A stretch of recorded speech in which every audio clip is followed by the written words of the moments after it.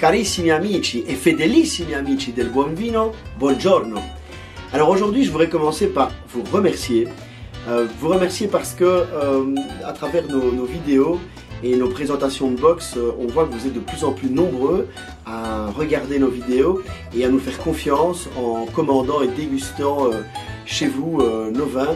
Et ça fait vraiment plaisir et chaud au cœur, et c'est certainement ce genre de soutien et de confiance que vous nous accordez qui va nous permettre de rester survivants après, on espère le plus vite possible, cette crise du coronavirus. Donc merci à vous, grazie mille, et je vous présente aujourd'hui ce nouveau box qui est un box très intéressant. C'est un box qu'on va appeler le box autochtone, des cépages autochtones qui ont été à un moment donné de l'histoire de la viticulture oubliés. Tout simplement parce que c'était des cépages qui étaient très difficiles et très délicats à cultiver et qui avaient des faibles rendements. Je vous parle d'une époque dans les années 60-70 où on cherchait à faire de la quantité et on se souciait très peu de la qualité. Alors aujourd'hui, où les vignerons essayent de produire des vins qualitatifs et à la forte identité, on a beaucoup de vignerons qui vont rechercher des cépages qu'on avait oubliés, qui recommencent à les cultiver, non plus dans un souci de rendement et de quantité, mais plutôt de qualité et d'identité. Les 6 vins qu'on a dans ce box sont vraiment des vins à forte identité, ils sont très originaux. Ils ne peuvent pas être comparés à d'autres parce qu'ils ont vraiment des caractéristiques qui leur sont propres. Alors, je vais commencer par vous présenter le premier des 2 vins blancs de ce box, qui est un vin de chez notre ami Paolo Leo, mais qui est une ligne spéciale, donc il appelle Alture. Alture parce que ce sont des vins qui ne sont pas élaborés à base de vignes qui sont dans les plaines. Il faut savoir que les Pouilles en Italie, c'est beaucoup de plaines, hein. C'est pas très vallonné, il n'y a pas de montagne, une zone comme ça. Mais là, ils ont quand même été plantés les vignes sur une colline. Et c'est pour ça que ça porte le numéro 350, parce que la hauteur de la colline, là où sont les vignes, est à 350 mètres au-dessus du niveau de la mer. Le cépage utilisé, c'est le Verdecca. Le Verdecca est un cépage qui tient son nom un petit peu du verde, Verdecca, parce que déjà les grains de raisin, les baies de raisin sont vraiment vertes, et aussi le résultat visuel dans le verre, c'est toujours un jaune paille assez brillant, mais avec des reflets verdâtres. C'est un vin blanc qui va être excellent à déguster avec des fruits de mer ou en apéritif. Et il est très intéressant parce qu'il a déjà une bonne structure pour un vin blanc. Il a un nez très floral et un palais qui tend vers la grume. C'est très frais, ça a pas mal de longueur et ça donne beaucoup de plaisir. Alors, si vous avez envie de manger un classique belge, une bonne tomate crevette grise avec le Verdecca, vous serez vraiment très heureux du mariage entre les deux. Pour le deuxième vin, là, on a vraiment quelque chose de très original et aussi, je peux le dire, c'est une vraie bombe en vin blanc dans le catalogue Avina. C'est un vin qu'on suit depuis le début de notre activité en 2005 et c'est une vraie invention et originalité du vigneron. Le vigneron, c'est Tiberini qui a eu l'idée d'élaborer un vin blanc sec à base d'un cépage qui s'appelle le Pulcinculo. Le Pulcinculo est un cépage qui normalement est destiné à produire le fameux Vinsanto, qui est un vin très liquoreux, très structuré, qui a besoin de beaucoup d'évolution. Et donc, du coup, on est vraiment à l'opposé avec ce vin-ci, puisque c'est un vin blanc sec, et tout à fait différent du Vinsanto. La particularité de ce vin blanc-là, c'est juste énormément de puissance, énormément de complexité, des arômes vraiment généreux, très explosifs, où on a un peu de tout. On a une trame de miel, on a une trame d'amande, on a une trame de fleurs blanches. Et alors, une fois qu'on a ce vin blanc-là en bouche, on sent qu'on a quelque chose de très sérieux, parce que la structure, elle est vraiment impressionnante. C'est un vin blanc qui a beaucoup de longueur, beaucoup de puissance et qui donne beaucoup de plaisir. Alors, c'est clairement le genre de vin blanc qu'on peut sortir avec un plateau de fromage, même si ce plateau contient les fromages les plus puissants, les plus herborinés, et les plus affinés. C'est vraiment le vin blanc qu'on peut sortir aussi dans un repas gastronomique élaboré où vous aurez déjà bu avec la pièce de viande un beau gros vin rouge structuré. Croyez-moi, même après un Amarone, ce vin blanc là avec le plateau de fromage, c'est une belle continuité et il ne passera pas inaperçu.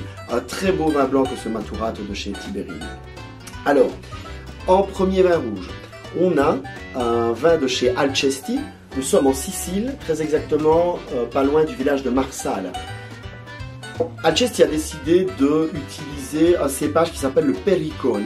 Le Pericone est aussi un des cépages qu'on a oublié pour ses faibles rendements et sa difficulté à l'amener à maturation. Mais en remettant ce cépage au goût du jour, Alcesti a réussi à faire un vin blanc qui respecte les caractéristiques qui sont dans l'ADN de ce raisin. Et qu'est-ce qu'on a au final? C'est un vin rouge qui ne semble pas venir de Sicile, parce qu'on est à l'opposé des vins noirs compotés qu'on peut trouver de manière facile en Sicile, puisque là vous allez avoir un vin rouge très frais, très déchargé en couleur, un vrai vin rouge glou-glou, avec une belle acidité, très sec, vraiment un vin rouge non contraignant. On débouche la bouteille et on peut se faire plaisir. Alors, on est dans la saison des raclettes de fromage. Ça, c'est vraiment génial avec une raclette de fromage. La belle petite acidité pour vous nettoyer le palais avec ce fromage fondu, c'est vraiment génial. Ça, c'est pour le Pericone de chez nos amis de chez Alcesti. Alors, deuxième vin rouge. Alors là, on retourne dans les Pouilles, toujours chez Paolo Leo dans sa gamme Alture.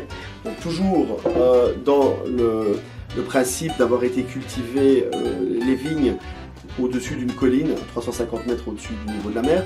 Le cépage utilisé, on sort des sentiers battus, des Pouilles où on parle toujours de Primitivo, de Negro Amaro, ce sont les plus connus. Ici, on est sur du Susumaniello.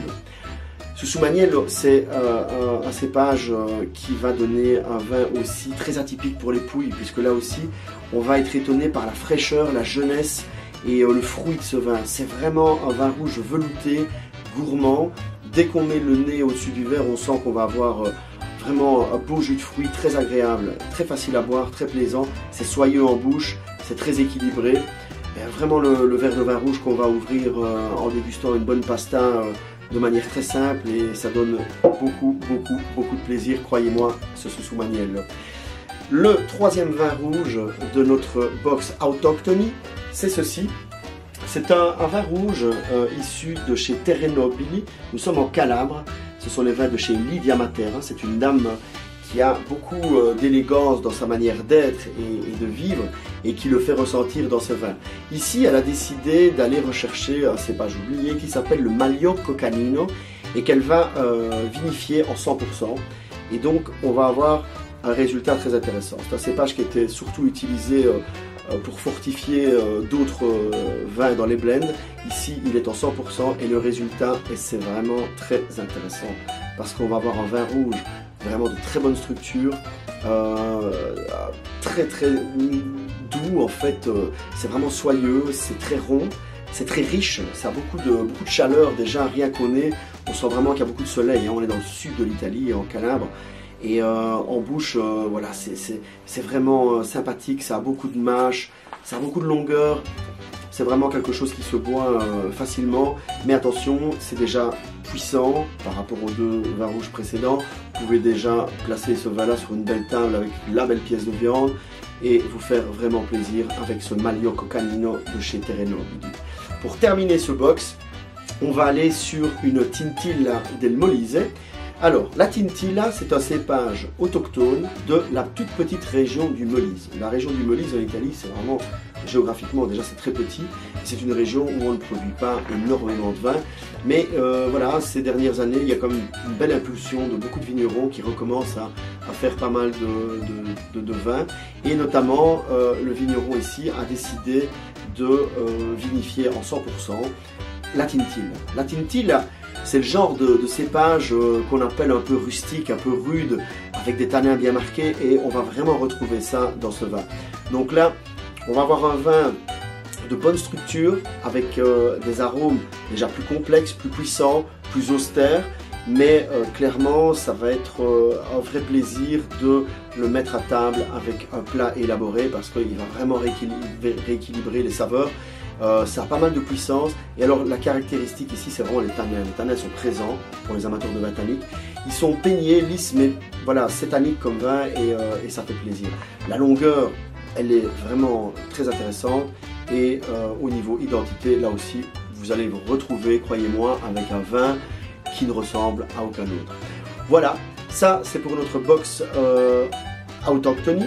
Il est disponible à partir de aujourd'hui, vendredi, vous pouvez le commander. On peut le livrer à partir de lundi, gratuitement en province de Liège.